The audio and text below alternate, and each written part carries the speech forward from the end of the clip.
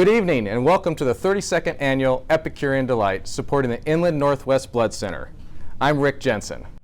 And I'm Susan Cerruti Jensen. We're pleased to be the honorary co-chairs of this year's event.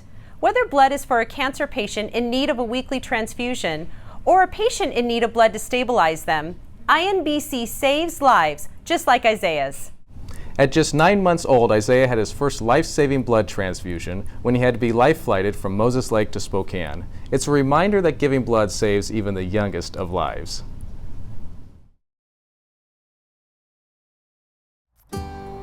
Isaiah needed blood the first time when he was 9 months old, and we had noticed blood in his urine actually.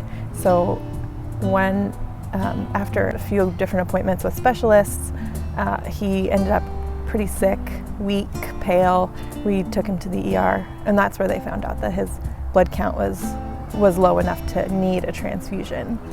And they moved him up to the ICU. And then at that point, his doctor came back, and she had looked over his labs, looked over all of his test results, and said, "We are sending you to Spokane. He needs to go." And so she had called for the helicopter.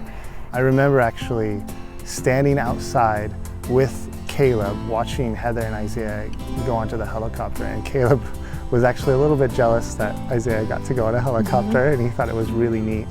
But I, on the other hand, was just barely keeping it together. When we got to Spokane, the doctors were running kind of a whole gamut of tests and saying all these really scary things that they had to rule out, things like E. coli, leukemia, lupus. So they went through all those tests and finally settled on a diagnosis of atypical hemolytic-uremic syndrome. It's a condition where the immune system is actually breaking down the red blood cells, and then the debris from that, combined with the person's platelets, starts to plug up the internal organs, things like the lungs, but mostly the kidneys. He was actually in early stages of kidney failure, and that was pretty frightening. We actually lost count of how many blood transfusions Isaiah received. We know it was somewhere around 10, but it was kind of one after the next, and we kind of lost track. The realization that INBC was there for us, and that they're part of the community, and that the blood was available when we needed it in Ephrata, when we needed it in Spokane, was just an incredible relief to us. It was this precious thing that we absolutely desperately needed, but it was just there, almost like a miracle. It just was there when we needed it. And the physical difference that the blood transfusions made for Isaiah were that we saw his energy go back up again. His appetite went back up.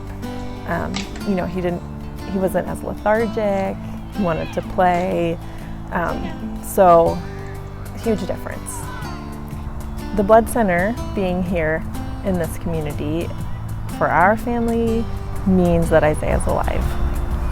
And I think that's probably the simplest I can put it, that he's alive. He's 3.5, and he's a rambunctious boy, and he's a loving boy, and he's a cuddly boy, and that's what it means to us.